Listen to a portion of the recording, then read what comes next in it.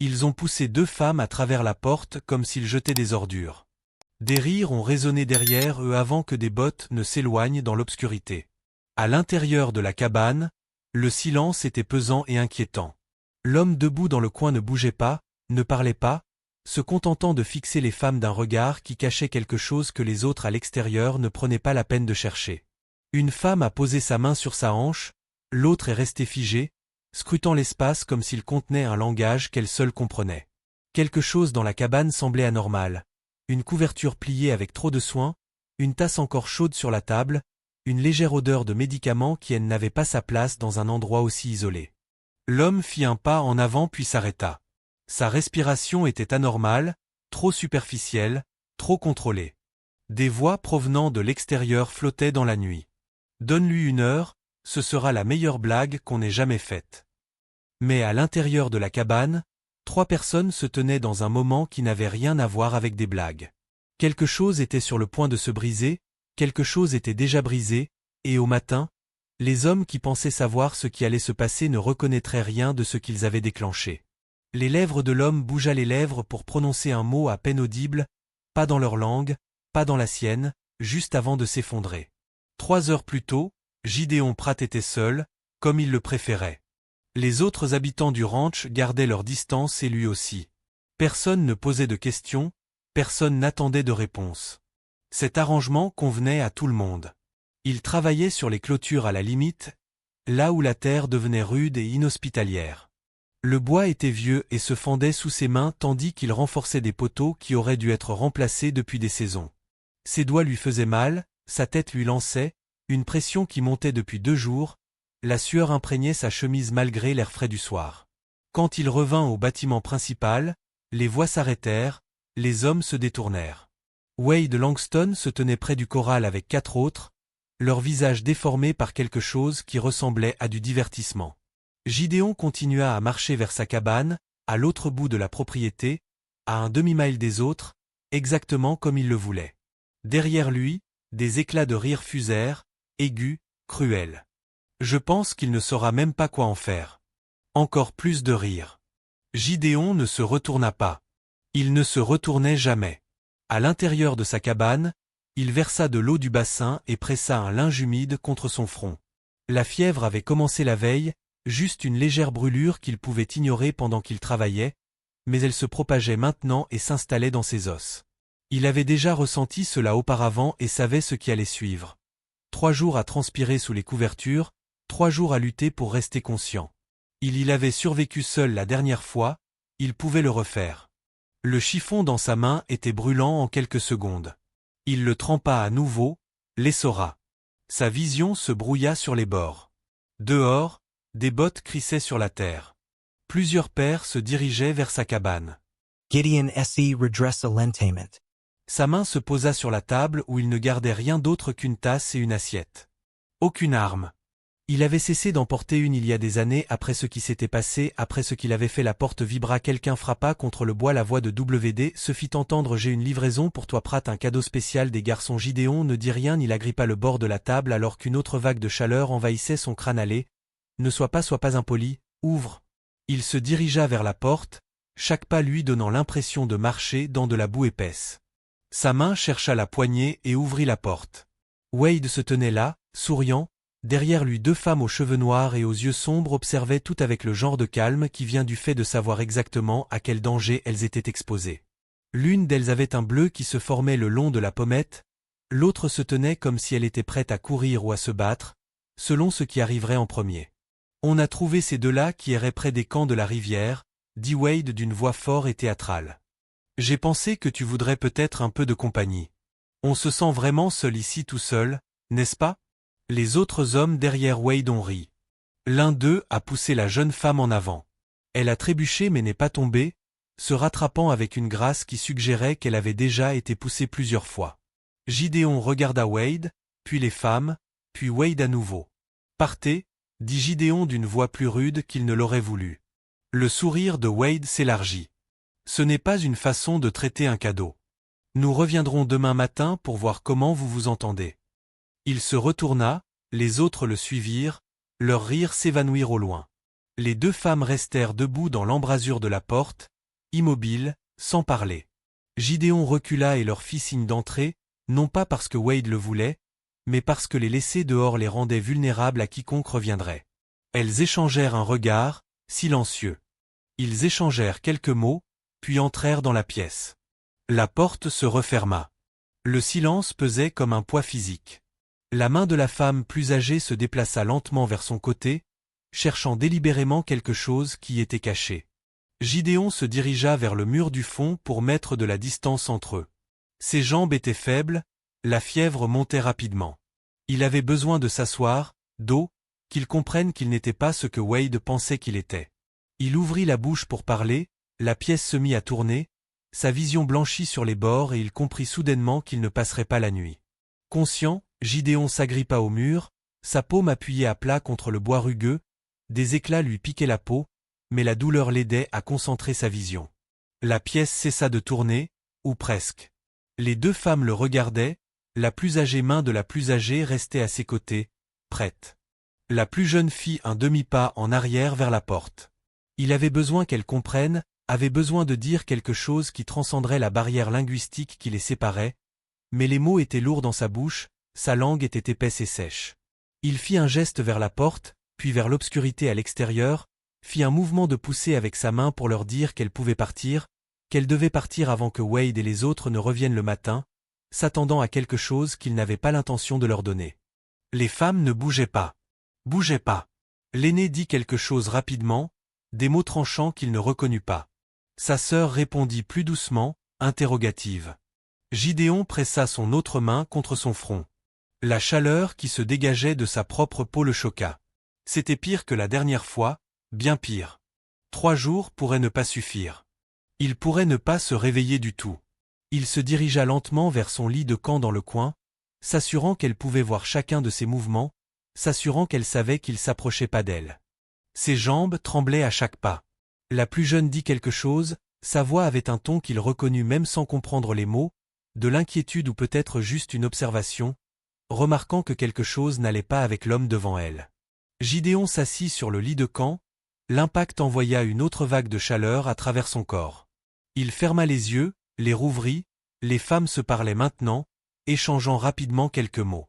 La plus âgée se dirigea vers la porte, la main sur la poignée, elle pouvait partir, elles pouvaient toutes les deux partir, la porte n'est pas fermée à clé, il n'avait aucun moyen de les en empêcher, même s'il le voulait, mais elle s'arrêta, se retourna et l'étudia d'un regard qui en disait plus long qu'il ne l'aurait souhaité. Sa chemise était trempée, il tira sur le col pour essayer de faire passer de l'air contre sa peau, le mouvement était maladroit, faible, il détestait l'air faible que cela lui donnait, détestait que ces femmes le voient ainsi, non pas à cause de ce que Wade avait prévu, mais parce que Gideon avait passé des années à s'assurer que personne ne le voit jamais vulnérable. La jeune femme reprit la parole, cette fois, sa sœur répondit en s'éloignant de la porte et en se dirigeant vers Gideon, prudente, pour tester la situation. Elle s'accroupit à quelques mètres de lui, assez près pour voir clairement, mais assez loin pour courir si nécessaire. Son regard suivit son visage, ses mains, puis le chiffon humide qu'il avait laissé sur la table. Elle se leva, marcha jusqu'au lavabo, ramassa le chiffon. Gideon voulait lui dire qu'elle n'avait pas à faire ça, voulait lui expliquer qu'il avait survécu seul à cela, comme il avait survécu seul à tout, mais sa vision se brouillait à nouveau, les contours de la pièce devenaient flous et indéfinis. Elle revint avec le chiffon, s'agenouilla à côté de lui et tendit la main vers son front. Il sursauta, incapable de pouvoir s'en empêcher. Le contact signifiait vulnérabilité, la vulnérabilité signifiait risque, le risque signifiait perte. Elle se recula, attendit, tint le chiffon à un endroit où il pouvait le voir. Sa sœur resta près de la porte, observant, une main toujours à ses côtés, toujours prête. Gideon se força à rester immobile. La femme plus âgée dit quelque chose, la plus jeune répondit sans détourner les yeux de lui, puis, lentement, prudemment, elle pressa le chiffon humide contre son front. La fraîcheur le traversa, lui procurant à la fois soulagement et agonie. Il entendit un son s'échapper de sa gorge, quelque chose entre un soupir et un gémissement. La femme retira le tissu, le trempa à nouveau dans le bassin, l'essora et le remit en place. Cette fois, il ne broncha pas. Des minutes passèrent, peut-être des heures, le temps semblait incertain. Elle continua à rafraîchir le tissu, à le presser contre sa peau brûlante. Sa sœur finit par s'éloigner de la porte et s'installa près du mur du fond, toujours attentive, toujours prête à agir si nécessaire. Les pensées de Gideon, ses pensées se dispersèrent comme des feuilles dans le vent. Il essaya de former des mots, essaya de les remercier, essaya d'expliquer qu'elle ne lui devait rien, qu'en l'aidant, elle ne lui appartenait pas, qu'au matin venu, elle pourrait dire à Wade tout ce qu'elle voulait, dire qu'il leur avait fait du mal, dire qu'il avait été cruel, qu'il ne se défendrait pas, qu'il avait arrêté. Il essayait de se défendre, mais les mots ne sortaient pas, seulement des fragments, le nom de sa femme, Sarah. Il s'entendit le prononcer et sentit le chagrin monter en lui, comme à chaque fois que la fièvre prenait le dessus. Les femmes échangèrent un autre regard, quelque chose changea dans l'expression de la plus âgée, pas exactement de la douceur, mais de la reconnaissance, comme si elle comprenait ce que signifiait la perte dans n'importe quelle langue. Les yeux de Gideon se fermèrent. Il lutta pour les ouvrir, échoua, lutta à nouveau. La dernière chose qu'il sentit fut le tissu contre son front, frais et délicat. La dernière chose qu'il entendit fut l'une des femmes parler à voix basse, d'une voix calme, puis l'obscurité l'engloutit complètement. Ayanna se leva et s'éloigna de l'homme inconscient. Sa main trouva le couteau à sa ceinture, petit, tranchant, caché dans les plis de sa robe. Elle l'avait gardé malgré tout, malgré son enlèvement du camp, malgré sa vente, malgré le fait qu'elle ait été traînée ici par des hommes qui sentaient le whisky et la cruauté. Sa sœur Kima resta agenouillée à côté de lui, tenant toujours le tissu humide, observant toujours son visage comme si elle y lisait quelque chose. Ayanna parla dans leur langue, rapidement, avec urgence. « Partons maintenant, tant qu'il ne peut pas nous suivre. » Kimla leva les yeux, son regard exprimant ce qu'Ayanna connaissait trop bien, ce qui signifiait qu'elle avait déjà pris une décision, celle de l'obstination. « Il est en train de mourir, ce n'est pas notre problème. Il a essayé de nous renvoyer avant de s'évanouir. » Ayanna se dirigea vers la porte, testa la poignée, la déverrouilla, ouvrit. La liberté à 3 pas. Parce qu'il sait ce que ces hommes attendent à leur retour. Ils voudront des preuves. Ils voudront nous détruire, l'humilier. Nous partons maintenant ou nous faisons partie du jeu auquel ils jouent. Kimi Mela posa le tissu, se leva, mais elle ne pas se dirigea vers la porte. Elle marcha plutôt vers la petite étagère où reposaient quelques objets. Une tasse en étain, une couverture pliée qui semblait cousue à la main, un petit paquet de plantes séchées qui la fit s'arrêter. Elle prit le paquet, le porta à son nez, son expression changea. Quelqu'un avait récemment cueilli ces plantes pour soigner la fièvre.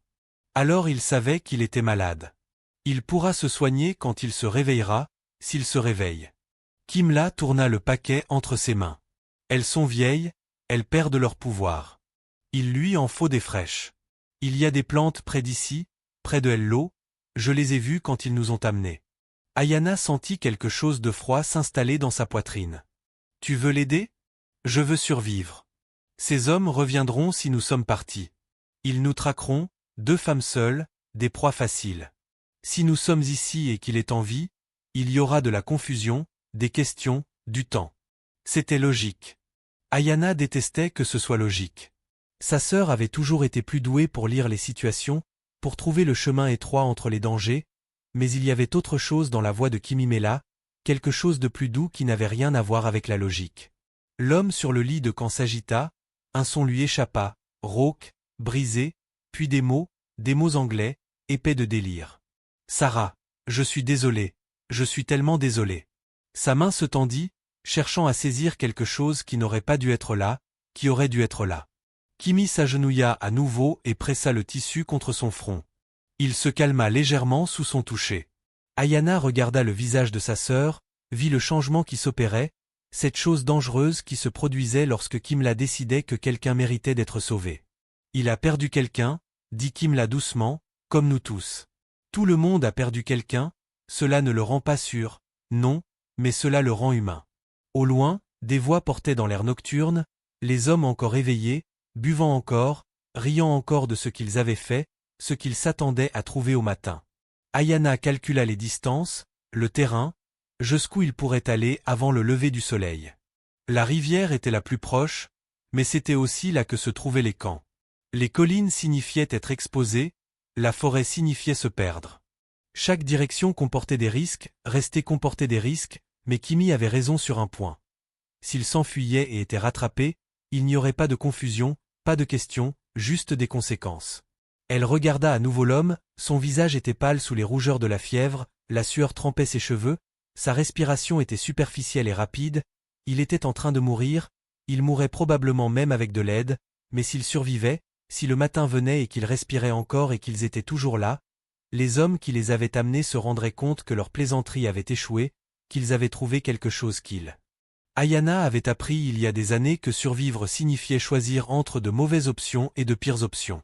Elle lâcha le couteau, le laissant caché mais accessible. « Prends tes plantes, dit-elle, mais nous nous relayerons pour surveiller, l'un dort, l'autre monte la garde, toujours. » Kimla se leva rapidement, un soulagement passa sur son visage. La porte reste déverrouillée, nous ne nous piégeons pas nous-mêmes. Ayana se dirigea vers la fenêtre pour vérifier les lignes de vue et si ces hommes revenaient avant le matin, ils s'enfuiraient sans hésiter. Kimla acquiesça et se dirigea vers la porte et sa sœur Ayana ajouta d'une voix plus ferme. « Ne laisse pas la compassion te rendre imprudente. Nous allons le sauver. Si nous le pouvons, mais nous devons d'abord nous sauver nous-mêmes. » Les mots restèrent suspendus dans l'air entre eux, une promesse, un avertissement. Kimla se glissa dans l'obscurité. Ayana resta seule avec l'homme mourant et se demanda quel choix les détruirait le plus rapidement. Fuir ou rester dehors. Des éclats de rire retentirent à nouveau, plus proches cette fois. Le matin allait bientôt arriver. Kimi revint quelques minutes plus tard avec des tiges et des feuilles fraîches. Elle travailla rapidement, écrasant les plantes entre ses paumes et les mélangeant avec l'eau du bassin. L'odeur imprégna la petite cabane, forte et verte, familière d'une manière qui fit serrer la poitrine d'Ayana, lui rappelant les souvenirs de leur mère faisant la même chose. La fièvre de Gideon monta à mesure que la nuit s'approfondissait. Il se débattait contre le lit de camp, prononçait des fragments de noms, des excuses, des morceaux d'un passé qui s'échappaient sans ordre ni sens. Le feu était trop rapide, je n'ai pas pu l'atteindre, je lui ai dit que je reviendrais avant la nuit, j'ai menti, je mens toujours, Sarah, mon Dieu, Sarah. Sa main se tendait encore et encore, cherchant quelqu'un qui n'était plus là, ne serait plus jamais là. Kimla réussit à faire passer un peu du mélange de plantes entre ses lèvres. La plupart coula sur son menton, mais une partie descendit suffisamment, peut-être. Ayana surveillait par la fenêtre. Les voix des hommes s'étaient estompées depuis des heures. Soit ils s'étaient endormis, soit ils étaient partis ailleurs. Elle ne faisait pas confiance au silence. Le silence pouvait cacher des choses pires que le bruit. Vers minuit, la respiration de Gideon changea, plus lente, plus profonde. Les mouvements s'arrêtèrent un instant. Ayana crut qu'il était été mort, mais sa poitrine continuait de se soulever et de s'abaisser. Sa peau brûlait toujours, mais plus doucement, comme si la fièvre l'avait emporté loin, sous la conscience, dans le sommeil. Ayana dit à sa sœur, « Je vais surveiller Kimla. » Kimla hésita, puis acquiesça. Elle s'installa contre le mur du fond, enveloppée dans ses bras. En quelques minutes, sa respiration se stabilisa. Ayana resta seule avec le chevalier et l'homme mourant, et réfléchit à ce qu'elle ne voulait pas. Elle pensa à leur père, parti depuis 3 hivers maintenant. Elle pensa à leur mère, emportée par la maladie 2 hivers plus tard. Elle pensa aux hommes qui étaient venus dans leur camp, leur offrant du commerce, leur offrant leur protection, leur offrant des mensonges. Elle pensa à la rapidité avec laquelle la sécurité était devenue une prison, à la rapidité avec laquelle les promesses étaient devenues des chaînes. L'homme sur le lit de camp remua. Il ouvrit les yeux, pas complètement, sans fixer son regard, mais il les ouvrit. Il la regarda à travers son passé, à travers elle. « Tu es toujours là, murmura-t-il d'une voix rauque et brisée. Tu devrais t'enfuir. » Ayana ne répondit pas, elle bougeait pas. Ils reviendront demain matin, Wade et les autres. Sa main se leva légèrement, puis retomba. Ils attendront des choses de moi, de toi. Nous le savons. Ses yeux essayèrent de se focaliser, mais en vain. Je ne ferai rien de ce qu'ils veulent, tu comprends? Nous comprenons. Alors cours, s'il te plaît, avant qu'ils ne reviennent. Quelque chose bougea dans la poitrine d'Ayana, quelque chose qu'elle avait gardé enfoui depuis le jour où les traîtres étaient venus, depuis le jour où elle avait appris que la gentillesse n'était souvent qu'une cruauté sous un autre visage. Mais cet homme ne leur demandait pas de rester, n'exigeait rien, ne prenait rien, il les suppliait de partir, même en mourant, même en sachant que Wade reviendrait et le trouverait seul et sans défense, il choisissait leur sécurité plutôt que sa propre dignité. Ta femme, dit Ayanna doucement. Sarah, comment est-elle morte? Il ferma les yeux, la douleur se reflétait sur son visage, non pas à cause de la fièvre, mais à cause du souvenir. Le feu, notre maison, j'étais en retard, je travaillais tout le temps. Sa respiration s'accéléra quand je suis arrivé. Tout avait disparu. Elle, tout. Il y a combien de temps? 2 ans, peut-être 3, difficile à dire. Ayanna comprit que le temps après une perte ne se comptait pas de la même manière. Les jours se confondaient, les saisons n'avaient plus de sens. Les hommes ici, ils ne savent pas que je suis différente, qu'ils ne peuvent parler pas beaucoup, c'est plus facile de se moquer de quelqu'un comme moi. Il toussa, un son humide et rauque, Kimi remua dans son sommeil mais ne se réveilla pas. Les plantes, Gideon murmura, ta sœur, elle connaît la médecine, notre mère nous a appris, c'était une bonne enseignante, c'était une bonne mère, quelque chose passa entre eux dans l'obscurité. Une compréhension qui n'avait pas besoin de mots, 2 personnes qui avaient survécu à la perte, qui la portaient différemment, mais la portaient néanmoins. Quand le matin viendra, dit Ayanna, et que les hommes reviendront, que leur diras-tu? Les yeux de Gideon s'ouvrirent à nouveau, plus concentrés maintenant, malgré la fièvre. Que tu es resté parce que tu l'as choisi, pas parce que je t'y ai forcé, pas à cause de leurs blagues. Ils ne te croiront pas, je sais qu'ils te rendront la vie plus difficile, déjà difficile. Ayanna le regarda longuement, cet homme étrange à qui avait reçu 2 femmes comme un cadeau cruel et qui ne voulait que les protéger de ceux qui le lui avaient offert. À l'extérieur, l'obscurité commençait à laisser place à l'aube grise. Bientôt, les hommes se réveilleraient et viendraient voir la conclusion de leurs blagues. Ayanna prit alors une décision qui n'avait rien à voir avec la logique ou une stratégie de survie. Nous restons, dit-elle, pas pour eux, pas pour leurs blagues, mais parce que vous nous a demandé de partir. L'expression de Gideon trahissait d'abord la confusion, puis la compréhension, puis quelque chose qui aurait pu être de la gratitude s'il avait eu la force de la montrer. Il ferma les yeux, sa respiration se calma, et dans la lumière grandissante, Ayanna entendit des bottes sur la terre, plusieurs pères s'approchant de la cabane. La voix de WDE se fit entendre à travers l'aube. Il est temps de voir comment s'est passée la nuit, les gars. Ayanna se leva, vérifia son couteau et réveilla sa sœur d'une simple caresse. La plaisanterie était terminée. Ce qui allait suivre serait tout autre chose. La porte vibra avant que Wade ne la pousse pour entrer. Il passa le premier, souriant, suivi de 4 hommes dont les visages reflétaient la cruauté impatiente de personnes attendant de se divertir aux dépens d'autrui. Gideon était toujours allongé sur son lit de camp, les yeux fermés, respirant faiblement. La fièvre n'est pas encore complètement tombée, la sueur imprégnait la couverture sous lui. Les 2 femmes se tenaient entre lui et la porte, sans se recroqueviller ni se cacher, positionnées comme des boucliers. Le sourire de WDE s'élargit lorsqu'il vit la scène. Eh bien, on dirait qu'ils ont vraiment bien pris soin de toi, Pratt, presque comme s'il jouait à la dinette. Les hommes derrière lui rirent. La main d'Ayanna se déplaça sur le côté. Kimla se déplaça pour bloquer complètement la vue de Wade sur Gideon. Écartez-vous, les filles, dit Wade d'une voix faussement douce. Nous voulons juste voir comment va notre ami et nous assurer qu'il a apprécié notre cadeau. Aucune des 2 femmes ne bougea. L'expression de WD s'assombrit. Écartez-vous, dis-je. Il s'avança et tendit la main vers le bras d'Ayanna derrière eux. Gideon remua, ouvrit les yeux, le regard vague et fiévreux. Il vit des formes, entendit des voix, perçut le danger à travers le brouillard qui obscurcissait son esprit.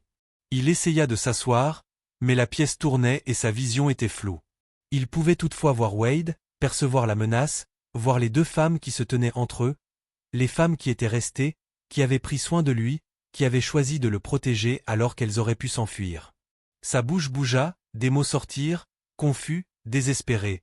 Éloignez-vous de mes femmes. La pièce devint silencieuse. Wade se figea, les mains toujours tendues vers Ayanna. Qu'avez-vous dit? Gideon se redressa, les bras tremblants, secoua la tête, mais quelque chose de primitif le poussait en avant, un instinct plus profond que la fièvre ou la faiblesse.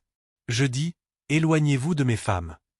Les mots étaient plus forts maintenant, toujours rauques, toujours teintés de délire, mais certains. Ayanna se retourna et le fixa, les yeux écarquillés. L'expression de Kimia trahissait un mélange de choc et d'autre chose, peut-être de la compréhension ou la reconnaissance de ce qu'il venait de faire. Wade rit, mais le son qui sortit était forcé. « Tes femmes, c'est comme ça que tu les appelles maintenant ?» Two Deliars, Pratt. Peut-être. Gideon réussit à se remettre debout, mais il vacillait. Kimla s'approcha instinctivement pour le soutenir. « Elles sont à moi, je les protège, je les défends, ne les touche pas. » L'un des hommes derrière Wade prit la parole, nerveux. « Wade, on devrait peut-être se taire. » Le visage de Wade devint rouge. « Tu délires, Pratt. La fièvre t'a brûlé le cerveau. Ce ne sont pas tes femmes, ce sont des biens, des marchandises que nous avons échangées contre toi.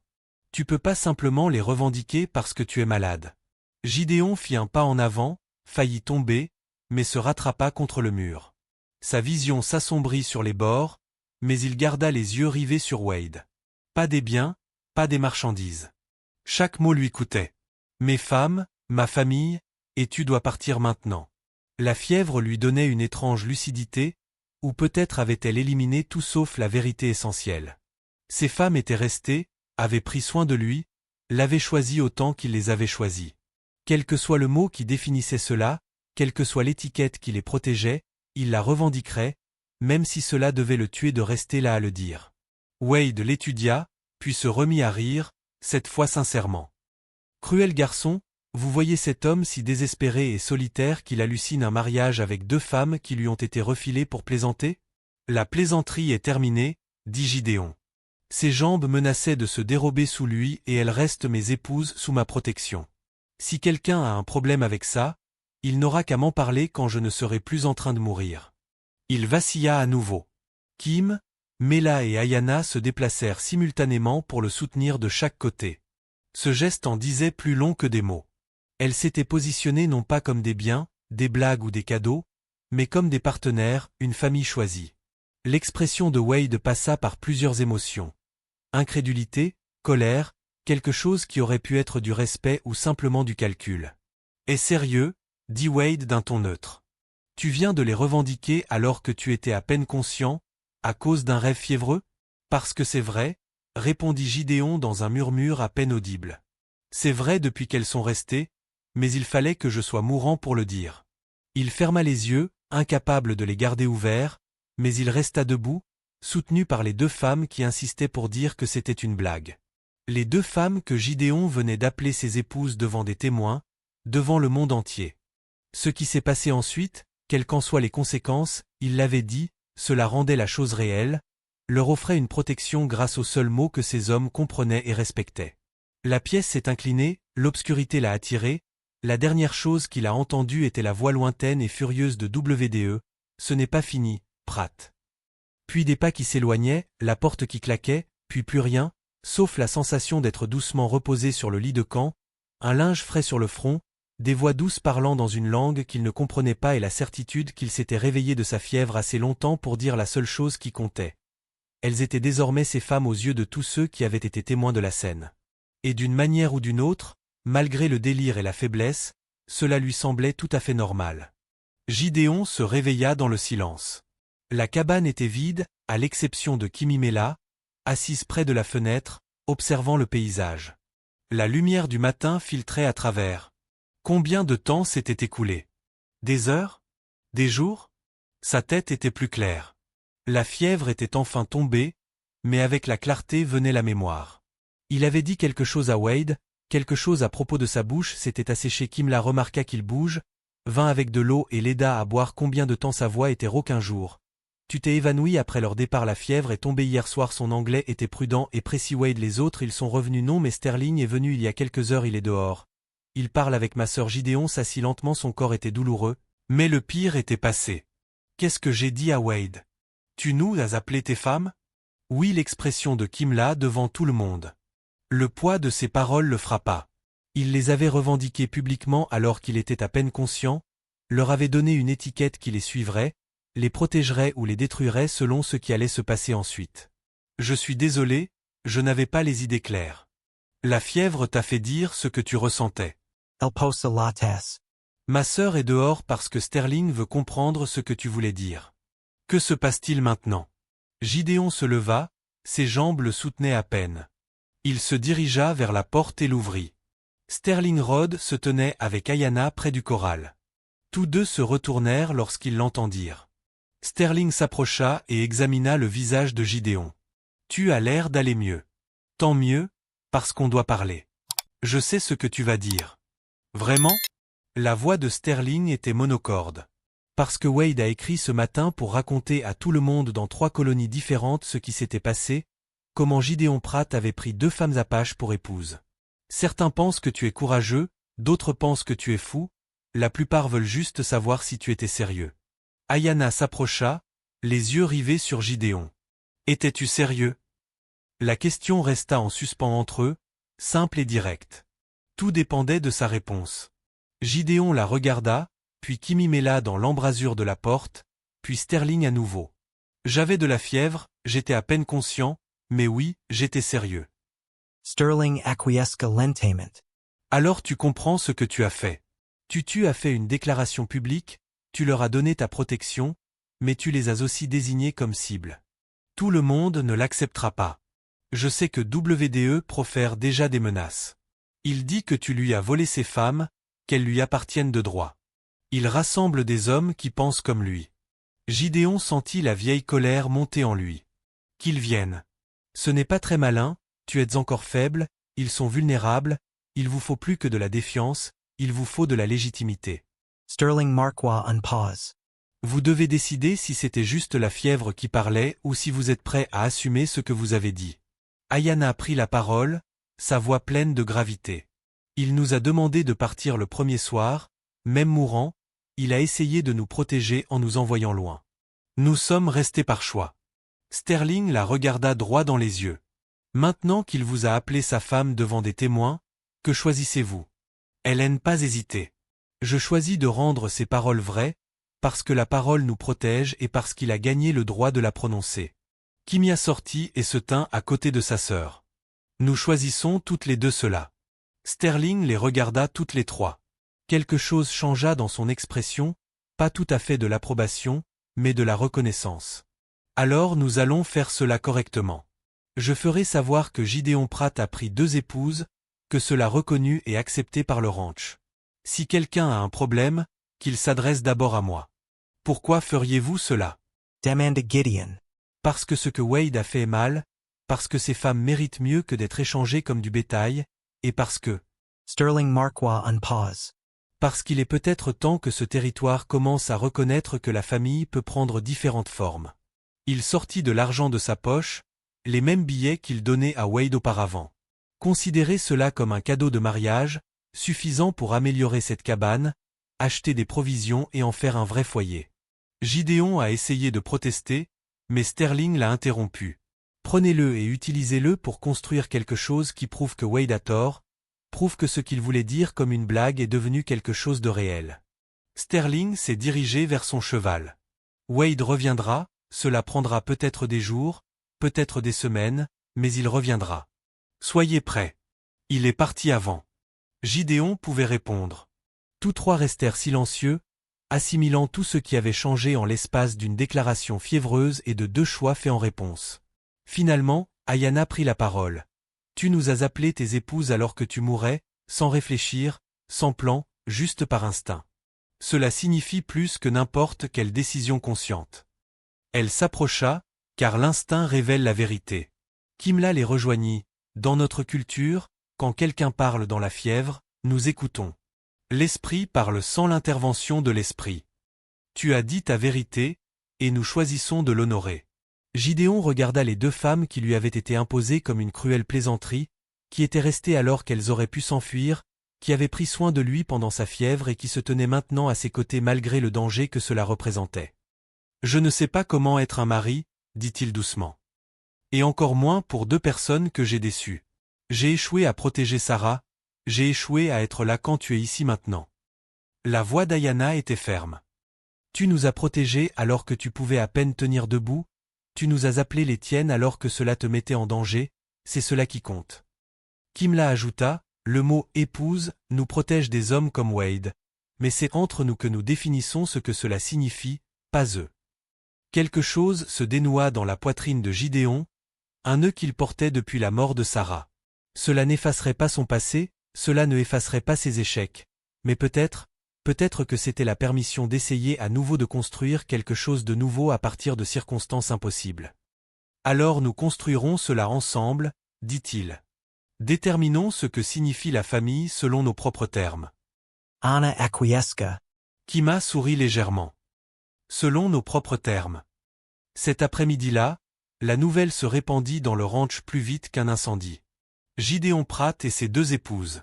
Certains hommes murmurèrent leur désapprobation, d'autres haussèrent les épaules en signe d'acceptation, la plupart classèrent simplement cela comme une autre chose étrange dans un territoire étrange. Mais à l'intérieur de cette petite cabane, 3 personnes qui s'étaient trouvées dans les pires circonstances commencèrent à planifier comment transformer des paroles fiévreuses en une vérité durable. 3 jours s'étaient écoulés depuis la déclaration fiévreuse de Gideon. Ses forces lui revinrent progressivement. Les femmes restèrent, non pas parce qu'elles y étaient obligées, mais parce qu'elles avaient choisi de transformer ces paroles délirantes en réalité. Elles établirent un rythme sans avoir besoin d'en discuter. Kimia cueillait des plantes et préparait la nourriture. Ayana renforçait les points faibles de la cabane et montait la garde. Gideon travaillait quand il le pouvait, par petites heures, pour retrouver son endurance. La communication devenait plus facile. L'anglais d'Ayana améliorait son anglais de jour en jour. Kimla lui apprenait des mots dans leur langue. Il échouait plus souvent qu'il ne réussissait, mais c'était l'effort qui comptait. Le 4e matin, ils utilisèrent l'argent de Sterling pour acheter du bois, agrandir la cabane, ajouter une 2e pièce et créer plus d'espace pour 3 personnes qui apprenaient à vivre en famille. D'autres ouvriers du ranch remarquèrent la situation. Certains aidèrent discrètement en apportant des provisions supplémentaires et en donnant des conseils sur la construction. D'autres gardèrent leur distance, désapprouvant mais refusant de s'opposer à l'approbation de Sterling. Le nom de WD fit l'objet de rumeurs. Elle avait été vue dans 2 villages voisins, buvant, parlant, rassemblant des hommes qui partageaient sa colère. La menace planait comme de la fumée à l'horizon. Un soir, alors qu'il travaillait sur la charpente de la nouvelle pièce, Ayana s'est arrêtée et a posé ses outils. « Quand tu nous as appelé tes femmes, a-t-elle dit, alors que tu avais de la fièvre, savais-tu ce que tu disais ?» Gideon a arrêté de travailler et y a réfléchi. Pas complètement, mais une partie de moi savait, la partie qui n'était pas troublée par la fièvre, cette partie-là était certaine. Et maintenant que tu as les idées claires, j'en suis encore plus certain. Il croisa son regard. Parce que j'ai vu qui vous êtes tous les deux. Quand vous avez eu le choix, vous avez choisi de rester, vous avez choisi de construire cela. Cela signifie tout. Kimla les rejoignit dans le village de ma mère. Parfois, les mariages se faisaient rapidement, pendant les raids, pendant les famines, quand la survie l'exigeait. Ces mariages, ce nés de la crise, devenaient souvent les plus solides, car ils avaient été mis à l'épreuve avant même d'avoir commencé. Mais là, c'est différent, dit Gideon. Je suis un homme, vous êtes 2 personnes, ce n'est pas normal. Anna a presque sourit. Rien de tout cela n'est normal. 2 femmes apaches jetées à un cow-boy pour plaisanter, qui sont restées pour le soigner pendant sa fièvre, qu'il a revendiqué comme épouse avant de mourir, qui ont choisi de donner vie à ses mots. Elle a secoué la tête. Ce qui est normal n'importe pas. Ce qui importe, c'est de savoir si nous survivrons et si nous le voulons. Kimla ajouta doucement. Gideon regarda la cabane qu'ils agrandissaient, le jardin que Kimla avait commencé à améliorer, les modifications qu'Ayana avait apportées à la clôture, preuve que 3 personnes construisaient quelque chose ensemble. Je veux, dit-il, je veux survivre, je veux construire, je veux prouver à Wade qu'il a tort sur ce que c'est. Alors continuons à construire. Ayana reprit ses outils. Nous continuons à choisir cela chaque jour jusqu'à ce que ce ne soit plus étrange, juste ce que nous sommes. Cette nuit-là, ils s'assirent dehors pour regarder les étoiles, une routine qui s'était développée sans qu'ils le planifient, un moment de calme avant de dormir. Où les mots venaient plus facilement dans l'obscurité, ma mère Kimi m'a dit doucement, elle m'a dit une fois que la famille, c'est ce que tu défends, pas ce dans quoi tu es né, tu défends ce qui compte devient ta famille, qu'a-t-elle défendu, nous a demandé Gideon, ses filles, même si cela lui a coûté tout ce qu'elle avait, la voix de Kimla portait un vieux chagrin. Elle est morte en nous défendant contre la maladie. Elle est restée avec nous alors qu'elle aurait pu s'enfuir. Elle nous a sauvés en se sacrifiant, Ayana a trouvé ses sœurs serrées dans ses bras. Une fois, ta femme, a dit Ayana à Gideon. Sarah, tu as dit que tu l'avais laissé tomber. C'est vrai, j'étais en retard au travail alors que j'aurais dû être à la maison. Quand je suis arrivé, il s'est arrêté, a dégluti. Tout était parti. Ce n'est pas un échec, c'est une tragédie. Il y a une différence. Ça fait pareil. Ce n'est pas pareil. La voix d'Ayana était ferme. L'échec, c'est faire le mauvais choix. La tragédie, c'est faire le mauvais choix. Toi, tu ne l'as pas laissé tomber, tu l'as perdu. C'est différent. Quelque chose se brisa dans la poitrine de Gideon, un mur qu'il avait construit. Pendant 2 ans, je me suis dit que si J avait été plus rapide, si j'avais été là, et pendant 2 ans, tu t'es trompé. Kimla esi pencha en avant. Tu es là maintenant, pour nous, c'est ce qui compte, pas ce que tu n'as pas pu faire alors, mais ce que tu fais maintenant. Les mots s'installèrent en lui, n'effaçant pas la culpabilité, mais la déplaçant, faisant de la place à côté pour quelque chose de nouveau. Je vous ai appelé mes femmes quand j'avais de la fièvre, dit-il, mais je vous appelle ainsi maintenant, conscient et lucide, parce que vous avez raison, la famille est ce que l'on défend et je défendrai cela, vous, nous, tout ce que nous construisons au-dessus d'eux. Les étoiles tournaient lentement, la nuit s'étendait vaste et infinie, mais à l'intérieur de ce petit cercle de 3 personnes, quelque chose de fini et de précieux prenait forme. Le lendemain matin, des cavaliers apparurent à l'horizon, pas encore identifiés, mais des étrangers, des hommes du territoire voisin. Ils s'approchèrent de la cabane et s'arrêtèrent à une distance respectueuse. Le chef appela Gideon Pratt. Gideon s'avança, Ayana et Kimla à ses côtés, prêts à ses mois. J'ai entendu dire que vous aviez pris des femmes Apaches. C'est vrai. L'homme les a observées, puis a hoché la tête. Bon à savoir. Il faut savoir qu'il y a des hommes qui ne suivent pas la pensée du WDE, des hommes qui voient les choses différemment. Je voulais dire, si des problèmes surviennent, vous avez des alliés. Sterling avait raison, la nouvelle s'était répandue. Certains s'y opposaient, mais d'autres comprenaient. Certains voyaient au-delà de la blague et comprenaient ce qu'elle était devenue. Ça commence, dit Ayana. Les gens choisissent leur camp, laissez-les choisir. Gideon retourna à la cabane, au travail qui l'attendait. Nous savons qui nous sommes, cela suffit. À l'intérieur, ils continuèrent à construire, ajoutant des murs, créant une structure, rendant permanent ce qui avait commencé comme temporaire, rendant réel ce qui avait commencé comme une fièvre. À chaque planche clouée, à chaque amélioration apportée, la cabane cessa d'être le refuge isolé de Gideon, cessait d'être un lieu d'isolement pour devenir ce qu'ils avaient nommé leur foyer. 2 semaines après la déclaration fiévreuse de Gideon, Wade revint, non pas au ranch, mais assez près pour s'établir dans une colonie à 13 km au nord, buvant, rassemblant des hommes, construisant son dossier selon lequel Gideon Pratt lui avait volé ce qui lui appartenait. La nouvelle parvint au ranch par l'intermédiaire de voyageurs. Wade lançait désormais des défis formels, revendiquant le droit légal sur les femmes, affirmant que la fièvre de Gideon avait été un prétexte commode pour commettre son vol. Sterling apporta la nouvelle en personne. Il se tint dans l'embrasure de la porte de la cabane désormais agrandie et examina les améliorations. La deuxième pièce, les murs renforcés, le jardin qui poussait vigoureusement. Il exige que tu l'affrontes, dit Sterling.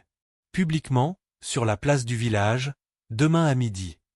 Gideon posa l'outil qu'il utilisait. Que se passera-t-il si je n'y vais pas? Il amènera des hommes ici et aggravera la situation. L'expression de Sterling avait l'air sombre. Il vaut mieux en finir devant des témoins. Rends ta revendication officielle, là où tout le monde peut la voir. Anna Esavanka. Nous venons avec toi. Non, c'est trop dangereux. C'est nous qui sommes revendiqués. C'est nous qui avons choisi de venir. Son ton ne laissait aucune place à la discussion. Kima Akwiyeska. Ce qu'il a dit dans sa fièvre, nous l'avons rendu réel par choix. Maintenant, nous assumons ce choix ensemble. Le lendemain matin, ils partirent à cheval, 3 personnes sur 2 montures. Gideon avec Ayana derrière lui, Kimla sur la monture empruntée à Sterling. Le contremaître les accompagnait, silencieux et protecteur. La place du village était déjà bondée à leur arrivée. Des hommes venus de plusieurs ranchs, des curieux, ceux qui voulaient voir comment cette étrange situation allait se résoudre. Wade se tenait au centre, flanqué de 3 hommes, tous armés, prêts à en découdre. Lorsque Gideon mit pied à terre, l'expression de Wade, son expression trahissait sa satisfaction. Tu as finalement décidé de te montrer. Je pensais que tu allais te cacher derrière ta fièvre pour toujours. Gideon aida Ayanna à descendre de cheval. Kim l'a mis pied à terre à côté d'eux. Ils avancèrent ensemble, côte à côte, présentant un front uni. Je ne me cache derrière rien, dit Gideon. Je suis ici pour mettre fin à tout cela. Tant mieux, car tu vas rendre ce que tu as volé. Ces femmes ont été achetées, échangées contre toi. Tu n'avais aucun droit, personne n'a le droit. Le droit d'acheter des êtres humains. La voix de Gideon résonna à travers la place. Ce que tu as fait était mal, ce qui s'est passé ensuite était justice. Des murmures parcoururent la foule. Le visage de WD rougit. Justice, tu avais perdu la tête à cause de la fièvre. Tu ne savais pas ce que tu disais. Tu les as appelées tes femmes parce que tu délirais. Je les ai appelées mes femmes parce que j'étais enfin assez lucide pour dire la vérité. Gideon s'avança là. Fièvre ne pas créer les mots, elle avait simplement fait disparaître la peur de les prononcer. Ayanna s'est placée à ses côtés et a parlé assez fort pour que tout le monde l'entende. Il nous a demandé de partir cette première nuit, il nous a supplié de fuir alors qu'il était mourant, il a essayé de nous protéger, nous avons choisi de rester, nous avons choisi de prendre soin de lui, nous avons choisi d'accepter ses paroles lorsqu'il les a prononcées. Kima a ajouté, et nous choisissons maintenant de rester à ses côtés en tant que ses épouses, par notre décision, pas la sienne, pas la vôtre, la nôtre. Les murmures de la foule s'intensifièrent. Ce n'était pas ce à quoi ils s'attendaient, non pas des femmes contraintes, mais des femmes déclarant leur propre choix. Lusang Freud de WDSE Brisa. Ce n'est pas comme ça que ça marche, vous ne pouvez pas simplement décider. Nous le pouvons, nous l'avons fait, nous sommes. La voix d'Ayanna, la voix de WDE le coupa. Vous nous avez traités comme des objets, lui nous a traités comme des personnes. Vous vouliez l'humilier, vous nous avez donné la chance de le sauver. Maintenant nous sommes ici, libres de choisir, et vous ne pouvez rien y faire. L'un des hommes de WDE recula, puis un autre. La réalité s'imposait, il ne s'agissait pas de propriété ou d'achat, mais de 3 personnes qui s'étaient choisies malgré des circonstances impossibles. Sterling s'avança, sa présence ajoutant du poids. J'ai été témoin de leur accord, il est reconnu par notre ranch et par les autorités territoriales. J'ai contacté Gideon. La revendication de Pratt est légitime, ces femmes sont ici par choix. Quiconque conteste cela conteste la loi. La main de WDE se posa sur sa ceinture, près de son arme. Tout cela est mal, un homme, 2 femmes, ce n'est pas normal. Sterling l'interrompit, mais c'est légal et c'est leur choix. Tu es battu, Wade, accepte-le. Pendant un long moment, la violence flottait entre eux. La foule retenait son souffle. Puis un homme plus âgé s'avança parmi les spectateurs, buriné, respecté. Je connaissais la femme de Gideon, Sarah, une femme bien, morte tragiquement. Elle regarda Gideon. Elle, je voudrais que tu vives, pas que tu te punisses éternellement. Si ces femmes te donnent cette chance, saisis-la. Honore-la en retrouvant le bonheur. D'autres voix s'élevèrent, pas toutes favorables, mais suffisamment pour faire pencher la balance. Wade regarda autour de lui et vit son soutien s'effriter. Son visage se tordit de rage et d'humiliation. Très bien, garde-les, mais ne t'attends pas à ce que ce territoire t'accepte. Ne t'attends pas à être respecté, tu n'as pas besoin de l'acceptation d'hommes comme vous, dit Gideon. J'ai juste besoin que vous restiez loin de ma famille. Le mot « famille » fut prononcé délibérément et définitivement. Wade quitta les hommes qui lui restaient. Leurs bottes résonnaient lourdement sur la terre battue. La foule se dispersa lentement. Certains lançaient des regards désapprobateurs, d'autres hochaient la tête en signe d'approbation. Sterling s'approcha. C'est officiel, vous 3 êtes reconnus. Wade ne reviendra pas. Gideon se tourna vers Ayanna et Kimimela, ces 2 femmes qui lui avaient été jetées comme une plaisanterie, qui étaient restées malgré la fièvre, qui avaient choisi de transformer ces paroles délirantes en vérité contraignante, qui se tenaient désormais publiquement comme ses épouses. Merci, dit-il doucement, d'avoir choisi cela, de nous avoir choisis. L'expression d'Ayanna s'adoucit. Tu nous as donné le choix alors que personne d'autre ne l'a fait, tu nous as protégés alors que tu pouvais à peine te tenir debout, tu nous as appelés les tiennes alors que tu mourais, cela a mérité notre choix et maintenant, ajouta Kimla, nous rentrons chez nous ensemble, en famille. Ils rentrèrent alors que le soleil montait haut dans le ciel, 3 personnes qui avaient commencé comme des étrangers forcés à vivre ensemble, qui était devenu quelque chose que ni la propriété ni l'obligation ne pouvaient nommer, quelque chose de choisi, quelque chose de réel. À la cabane, ils mirent pied à terre et regardèrent la structure qu'ils avaient agrandie, le jardin qu'elles avaient planté, la vie qu'elles construisaient planche après planche, jour après jour. Gideon se tenait entre elles, sentant le poids des promesses faites dans la fièvre et tenues dans la conscience, sentant le fardeau de prouver que Wade avait tort, sentant la responsabilité de protéger ce qu'elles étaient en train de créer, mais plus que cela, il ressentait quelque chose qu'il n'avait pas ressenti depuis 2 ans, l'espoir. Sarah était partie, ce chagrin ne le quitterait jamais complètement. Mais ces 2 femmes lui avaient donné la permission de vivre à nouveau, de construire à nouveau, d'appartenir à nouveau. À l'intérieur de la cabane, ils préparèrent le dîner ensemble, se déplaçaient l'un autour de l'autre avec une familiarité croissante, parlaient dans un mélange de langues qui rendait la communication possible, planifiaient des améliorations pour l'hiver, discutaient des plantations pour le printemps, de petits moments, des moments ordinaires, ceux qui construisent la vie plutôt que de la survivre. Cette nuit-là, assis dehors sous les étoiles, Ayanna prit la parole. Quand tu t'es réveillé ce matin-là, quand Wade est arrivé, tu nous as appelé tes femmes alors que tu étais à peine conscient. Te souviens-tu de ce que tu as ressenti? Gideon repensa à la fièvre. La confusion qui a précédé ce moment de lucidité m'a donné l'impression d'avoir enfin dit quelque chose de vrai, quelque chose qui comptait, même si cela m'avait tué de rester là à le dire. Kimla a dit que cela en valait la peine, même s'ils les regardaient tous les deux, car cela nous avait amenés ici, à cela, à la famille. Ayanna a dit au choix. Kimla a ajouté à la maison. Gideon a terminé au-dessus d'eux. Les étoiles tournaient, indifférentes aux luttes humaines, sans se soucier de qui aimait qui ou comment les familles se formaient. L'univers s'en fichait. Se souciait pas que 3 personnes qui n'étaient pas faites pour être ensemble et créer quelque chose qui fonctionnait, mais eux s'en souciaient, et cela suffisait. Gideon Pratt, le cow-boy brisé, s'était réveillé un matin fiévreux et avait appelé 2 étrangères ses épouses. Il l'avait pensé sans savoir qu'il le pensait, l'avait défendu sans avoir la force de le défendre, l'avait transformé en vérité à travers des choix successifs. Il lui avait envoyé 2 sœurs apaches pour plaisanter, s'attendant à l'humiliation, s'attendant à l'échec, s'attendant à rien d'autre qu'à un divertissement cruel. Au lieu de cela, elle lui avait donné une famille, un but, la chance de prouver que parfois les blagues les plus cruelles deviennent les plus belles bénédictions. Et c'est exactement ce qui s'était passé. Si vous avez aimé cette histoire, cliquez sur la vidéo à l'écran pour découvrir un autre récit inoubliable de la frontière, où des choix inattendus forgent les liens les plus forts. N'oubliez pas de vous abonner et d'envisager un super chat pour nous aider à vous proposer d'autres histoires comme celle-ci. Votre soutien compte énormément pour nous.